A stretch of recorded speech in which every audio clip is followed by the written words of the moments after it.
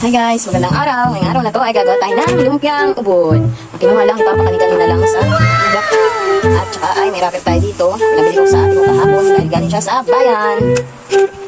Ang gamit lang natin pandikit ay tubig po. Ang baga yung sampi ko.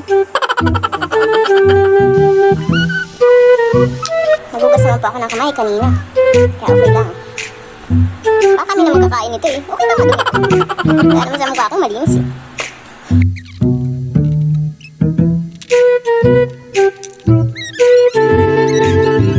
Yan po yung nagawa kong lahat na lumpia.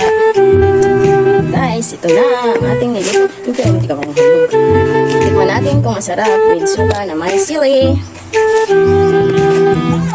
Siyempre, walang masama dito kung quality kahit masama sabihin ko masarap. Ay, mata naman. Excited ako to.